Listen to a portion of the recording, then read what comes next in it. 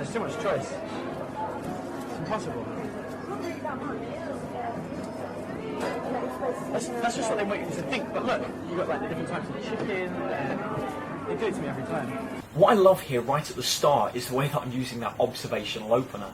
And now these are some of the openers that I still love using to this day, where you're trying to make an observation about a situation and using that as the reason to start talking to the girls. Back then, the observational opener I used, of course, is, wow, there's just too much choice here. And of course, I'm talking about the food. So what's great is I'm then using that to try and generate a basically normal conversation so they won't think that I'm trying to pick them up. That way I can come as under the radar as possible, building up comfort and getting ready to a situation where I can do something else. You think so? Okay. But you still haven't got food. Choice is only good if it's, doesn't affect you. Okay. Fancy. You're one better than me then, because I haven't got a clue.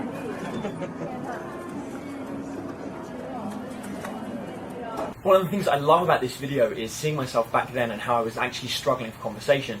You can see at a couple of points I'm really lost, staring at the two girls, not really sure exactly what to say, although I kind of know where I want to be going with it. I've definitely got some kind of comfort with them, they are laughing every so often, but what I'm failing to do here is to actually transition the conversation beyond talking about the initial opener. And this was something that I probably worked out about a month or two afterwards, if I remember rightly.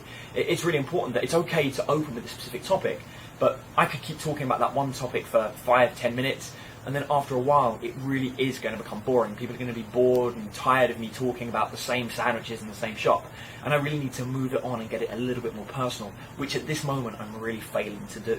Okay, fair enough. Sweet. You guys were out shopping today? Oh, we're not with them. No? Okay. Sister's out shopping. You're the second opinion, right? If she gets anything bad, you're like, no, you can't buy that. Okay, that works. If I need for my food, second opinion. No, not this one. So at this point I really did try to transition. I'm definitely talking about going shopping and trying to change the conversation onto something else. However, the conversation quickly runs dry. I'm not really sure how to transition from that point. And of course, it's not just good to transition once. You need to keep transitioning onto different points until you find some kind of similarity or some kind of point where they actually feel that you're adding value to them. Of course, I was clutching at straws, wasn't really connecting with them on any kind of serious level. And so I completely failed to add value in any instance right off the bat.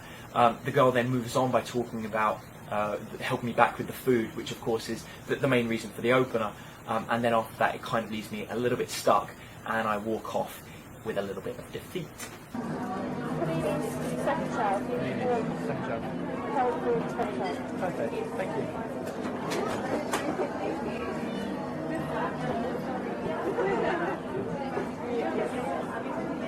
What happens next is something that I absolutely love to teach, and unfortunately I've never been able to get captured on film because it's something that doesn't tend to happen to me so much nowadays, and it's not something that happens that often in field, not enough that you could capture on film at least. And of course this situation was no different because as soon as I left the set, the camera turned off and everyone thought, okay, well that's it was a fail. However, one of the big things I teach is a concept called capture, recapture. This is the idea where you kind of hook a set and you get talking to them, the conversation's flowing well and you've definitely got some kind of connection with them. However, you fail to transition properly as I did, you fail to hook fully, and the set just doesn't feel like it's going anywhere. And what you do is you eject prematurely.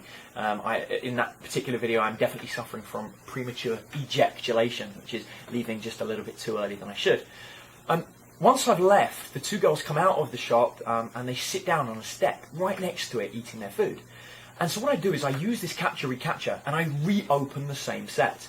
Now this is something that people get absolutely petrified of doing. They're scared of going back into a set that they feel they may have lost or feel that something's gone wrong.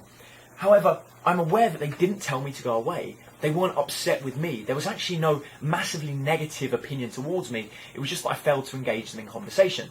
By going back in again, what it shows is that I'm somebody that was talking to them earlier, I'm a friendly guy, I wasn't particularly unpleasant. And so they allow me to come back and talk to them again because the previous situation was, although not amazingly positive, quite positive. And that gives me a level of attraction that enables me to continue the situation on further. In a similar way to social proof, I'm now reopening warm rather than cold. So the entire situation is just that little bit more friendly. And because they've got the memory of the previous meeting with me, they're a lot more open to a full conversation, which at that stage of my game is exactly what I needed to be able to turn it around into something a little bit different. So, I'm Adam. Sorry. That's a bone. So I'm Victoria and Roxanne. Nice to meet you guys. You guys are cool, like my new best buddies. Now at this point, my game in the video is somewhat similar to my game now. Obviously I needed that warm approach to do something there. I use my name as a transition and an excuse to build some kind of qualifying statement with them by telling them that they're cool, to build a little bit of comfort with them. The reason that's building comfort is because I'm generating a little bit of likability by giving them a compliment in the form of telling them I think they're cool, and of course by swapping names, which gets us to be a little bit more comfortable, a little bit more rapport with the entire situation. And now I'm ready to play the game. Okay, let's go. What was your name? I'm Adam. Adam. She's forgotten already. She's only just met me. I just didn't hear it goes facing that direction when you said the name. So what I should do is I should sort of lean back and get both of you. Both here. Yeah. Everything about my game back then was a little bit more structured, a little bit more rigid than it is nowadays. I definitely put the breaking rapport there, telling the girl that she's causing me trouble, picking on her a little bit, and I'm also making a conscious choice to lock my body language in to get the two girls to lean in me. Now if you watch the video you can see that that's definitely calculated and deliberate, whereas now things come a little bit more natural. But still it's really good to see that even back then I was definitely using the breaking rapport after the comfort to generate a level of attraction and get the girls to invest, and of course physically calibrating myself to cause them to invest into me. Get my radars out. Perfect. I can check to both of you at the same time.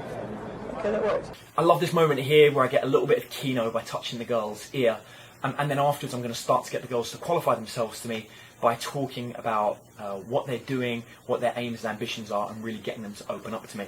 And you can see from just a little bit of breaking rapport, I'm capable of getting them to qualify themselves to me. So you're a film director, going to be a film director. So you're like a future, what's his name? Steven Spielberg? Yes. Perfect. And you're... What instrument do you play? I play guitar, piano and drums, and I sing.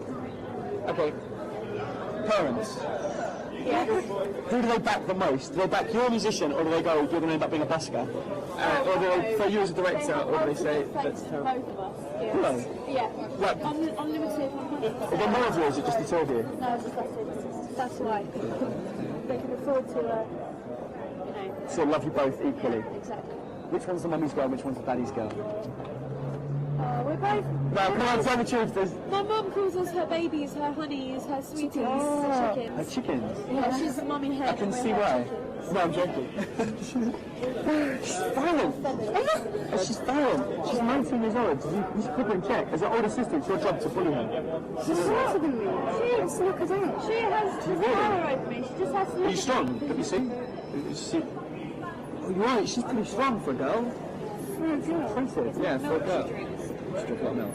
That's why you've grown so high. That and fertiliser, right? Yeah. You used to bowl in the garden. Yeah. Up to her knees.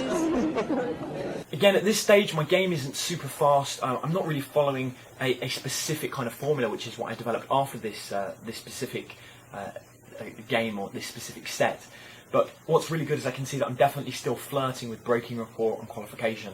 I'm not winding them up so much that they get insulted, and I'm making sure any time I do any kind of breaking rapport, I am following it up with a little bit of comfort afterwards, and I'm consistently qualifying them, getting them to talk about their family, their parents, talking about their aims and ambitions, getting them to really open up to me and of course overly invest so that they are willing to have some kind of connection with me.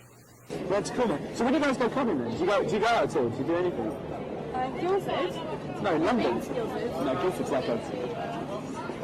That's where I study, that's where I live. Such us. And we're in Bournemouth. What's clubbing in She Bournemouth? goes out all the time. No, That's a shut good up. team. What's the routine? Tell me. Fill us in. Okay. Start drinking at home about 6 o'clock. Okay. So 10 o'clock, just for housewives. What is just for housewives? 11 o'clock. Get the last bus at 11:30. Go to the club Senso. Sunset, okay. Yeah, until 3 o'clock. You get kicked out there. So Kicked out? Yeah, you You get kicked out or closed? Yeah, Not closed. because you get wanked already. Closes at 3. Yeah. Then you go to the Camel Bar until 6 o'clock when it closes. Okay. And then you